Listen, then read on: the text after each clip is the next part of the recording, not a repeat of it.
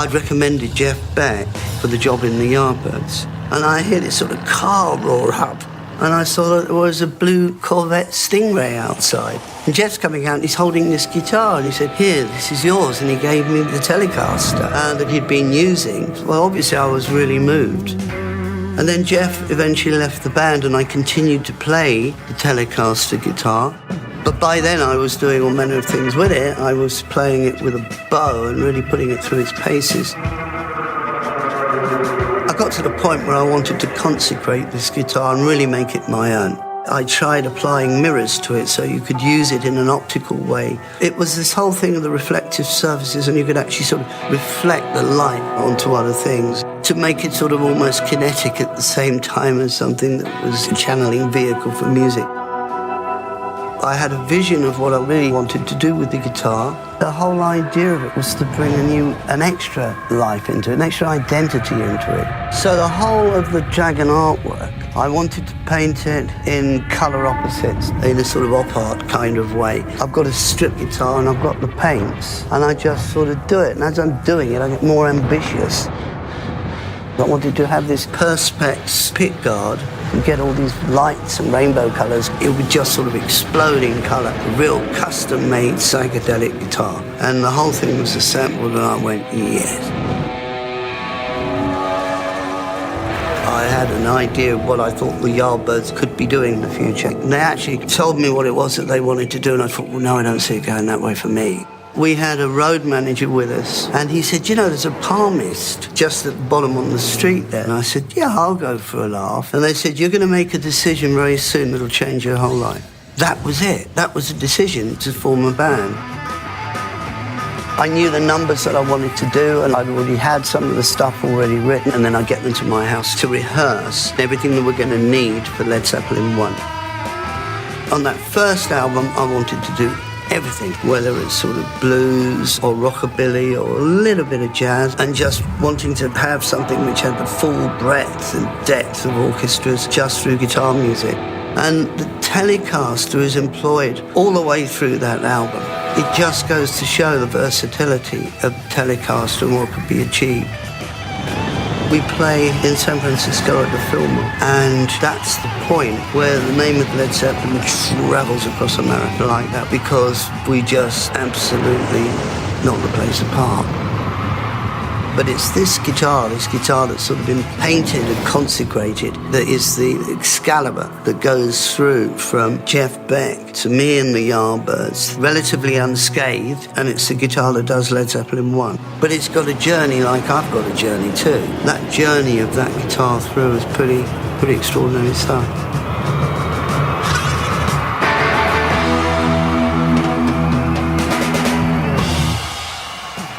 Let's get technical here, or let's see what kind of guitars you're playing. You have, I see, your trusty double neck guitar here. Yeah. And you want to tell us about this a little bit? Or when did you get about it, and when did you get it? And well, all those when it was just, we recorded Stairway to Heaven, and because there was like so many guitars on it, the guitar army, as they used to tease me about in the band, but because of that, it needed at least, you know, it needed more texture than just one guitar, and the double neck seemed a perfect compromise really on it, you know. So I ordered one from Gibson's, and it was just after that point we recorded Stairway really, and you know, it's sort of been there ever since, I think. Yeah, this is one of the guitars I'm sure you'll never get rid of. I hope not, no. Hope it doesn't get stolen over here. No, knock on wood. Yeah. Now, what do you have over here? This is a Telecaster. Is this the one with the? Well, that's the string bender. Yeah. This is something that was developed. yeah. Well, look, the thing is, this was developed by Gene Parsons and Clarence White. Mm-hmm. And Clarence White was a guitarist that I heard with the Birds on the Birds Untitled LP, although he'd been on others like Sweetheart, The Rodeo, etc. And it was pretty amazing what he was doing. I know that. And well, I met Gene Parsons at I think it was in Houston somewhere, and I spoke to him about the string bender, and he actually made this one up, this body. and sent it to me. Now, the original ones, they look like, I don't know whether you call it plywood, Abby, you know, the sort of wood that's in sections like that. That's how they built the mechanism in the early ones. They just made bodies and sold them. But this one's got like a plate on the Oh, wow. and actually this was sort of pirated. This is like a pirate version because they sold the patent to to Fenders, and then Fenders were taken over by CBS, and of course they didn't use it.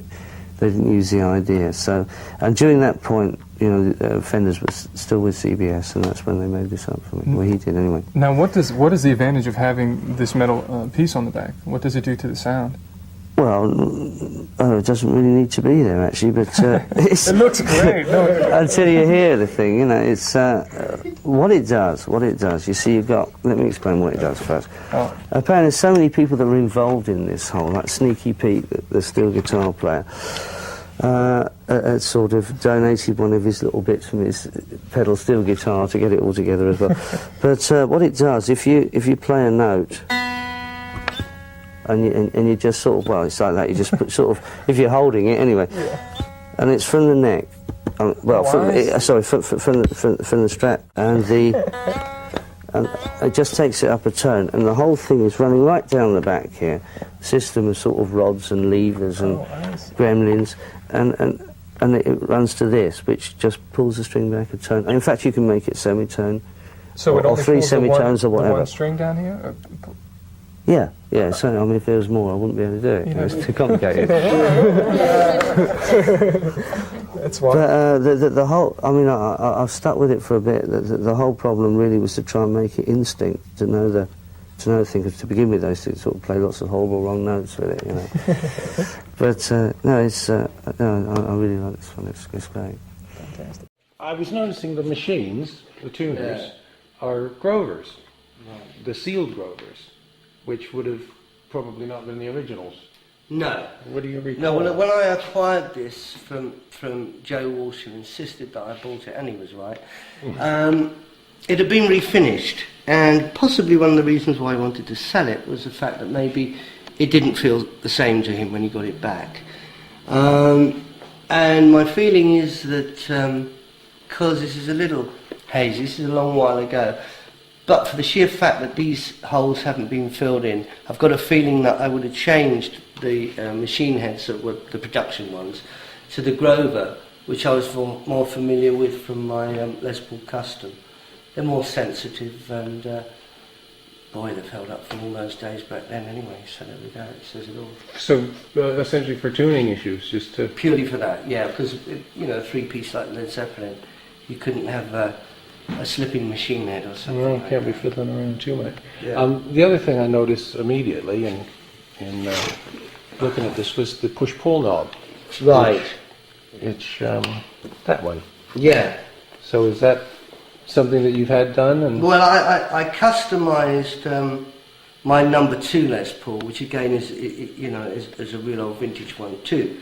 However, that gave any combination of all of these, but it's a little fussy because all of these were push pulls and had switches here and everything. But the reality of it was the thing that I found most important to me was the fact that you could reverse the phase on these. And by reversing the phase, you get a close approximation to the sort of sound that Peter Green would get. Oh, yeah. And also certainly B.B. King. Now, whether some of these things came out with the pickups wide out of phase, accidentally, I don't know. But I've got it on purpose, so there we go. do you use it for specific sounds or songs? Yeah. Really? Yeah, I used it quite a bit. So this is on recordings and things, yeah. So that is it's just as simple as that. You just pull it out and there it is. You've got it reversed, pop it back in, and you get the full whack of it again. Brilliant. And this guitar's also got a very, very slim neck. And I think people probably speculate as to whether it came that way or you've had it done. Is that something that you had? I didn't have it done. This guitar has sort of been... It's one of those guitars that really was meant to come my way. Because, as I say, Joe Walsh insisted that I bought it, and he was right. It came as it was. The only change that I made to it was that, really, in essence, the tuning heads. But it already came with this scallop neck. It's I've got very to say slim. that I inherited a guitar from Jeff Beck, which was the Yardbirds guitar, which was another brand, I might add. But the thing of that is that was another one that came to me, and that had a very shallow neck as well. So it's as though these, you know, somehow this came to me that way as well. So it always was. I mean, even way back in the days when Eric, for instance, was playing one, it was always known as like a really user-friendly guitar, the Les Paul. And the slim neck probably suits your style nicely then, eh? well, I played around the fact that it was what it was, so that's it. I mean, you know. Very interesting. So this guitar is essentially irreplaceable to you. Oh, absolutely. This is. I mean, you know, you could say that about any guitars, but as far as I go, it's absolutely That's the one. irreplaceable. It's So that's unique. That's the one that gets It's in. you know, it's my mistress, it's my wife, and the great thing is it doesn't beat you up for alimony. Well, but it's not leaving you, so there you go. Oh, great Well, stuff. it's not leaving me, no. No. Well, we're going to be very proud to make as accurate a duplication. But it's as going to we have it's going to be having some sons and daughters, and they won't need paternity neither. can. No, we'll take good care of it. Yeah. Yeah. Okay. Right. All right. Well, great stuff. There you go. All right.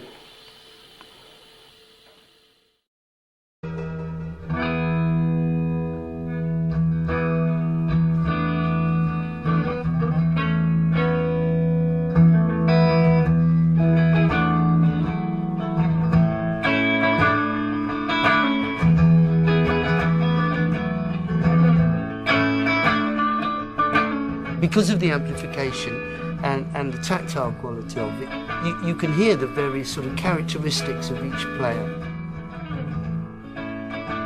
People have just tried to stretch the limits, come up with new techniques. So there's always something new that other people are bringing to the table that is to be reckoned with very seriously.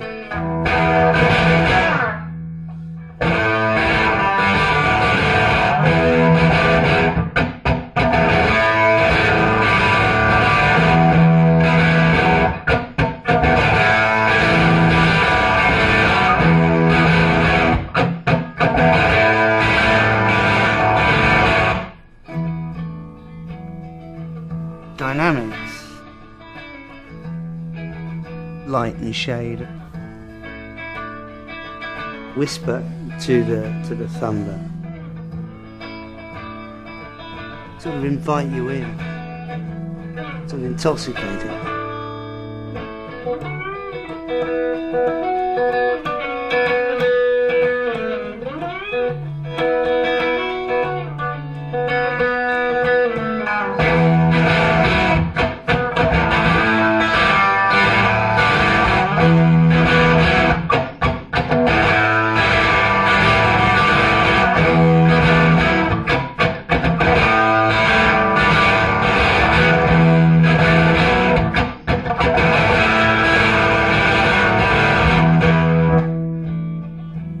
The thing that fascinates me about it, and always has about the six strings, everyone has their own approach. They all play in a different way, and you know, their personality comes through.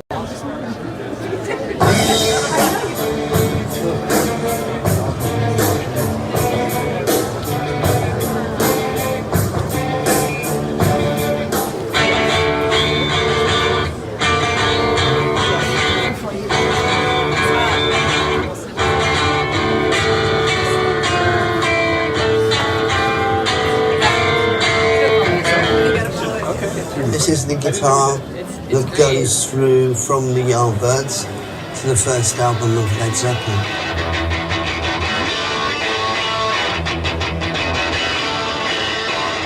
I love this guitar. And this guitar was given to me by Jeff Beck during the time that he was in the Yardbirds. Then we come to the amplifier, which interacted really well with this Telecaster, and the whole of that first album is done with this guitar, this amplifier, wah-wah pedal, and the overground.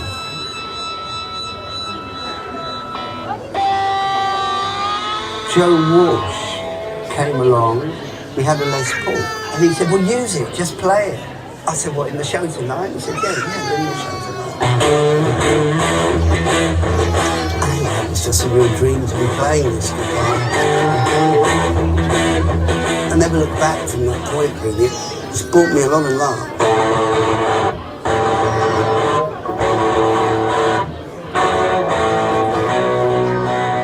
I think the Marshall was always known to interact so well with the Les Paul Standard.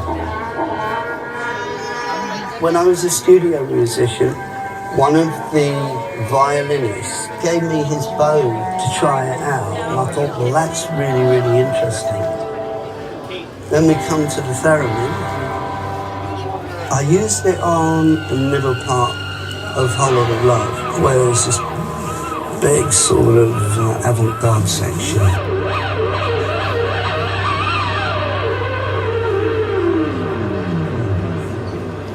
Why the double neck? On the stairway, I'd employed an acoustic guitar at the beginning of it, and then two separate electric 12 strings in on each channel. And then I thought, how am I going to approach this number?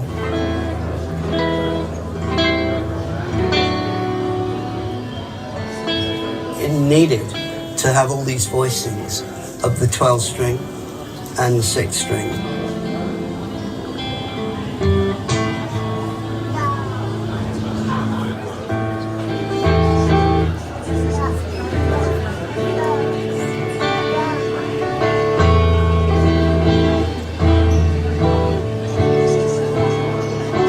It became a real sort of working tool in the band, but it also became really iconic.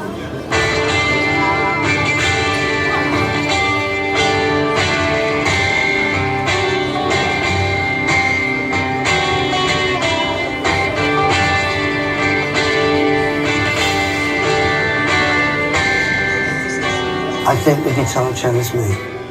I managed to make my passion my hobby, and my hobby to my livelihood as such. Like all the other guitarists who are in that exhibition, you know, everyone's story will have a common denominator through it, which is their love and passion for playing the guitar.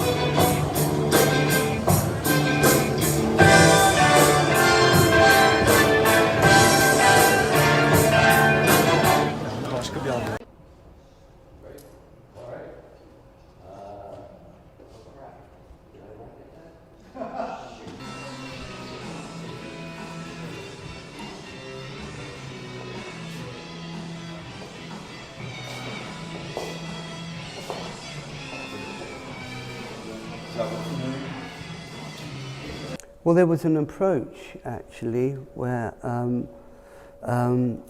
Jason and Craig came to my house in London. I invited them to my house to get some idea of what it was that they planned. And they had like a floor plan of how they wanted to display things. And they said, do you approach the gallery through Greco-Roman statues, and then the first thing you see is Chuck Berry's guitar? I said, what, the original one, the blonde one? They said, yes. I said, what would you like? Just tell me what you want to help this along, and you can have whatever it is that you want. So I ended up, as you say, there's quite a bit here. There's 7 guitars, and there's a couple of costumes and some amplification. So yes, it's quite. It goes right across the board as far as my history as a guitarist, almost.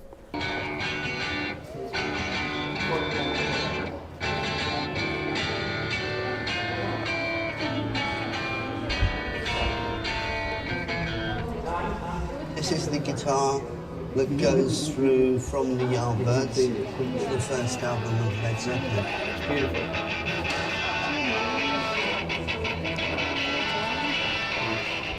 Well, I've learned my harmony guitar, which was a Harmony 6-string acoustic.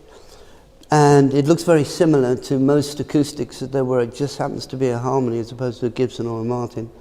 And that guitar I had way back in the early 60s. And it was with me all the way through, to the point that I used it as a writing tool.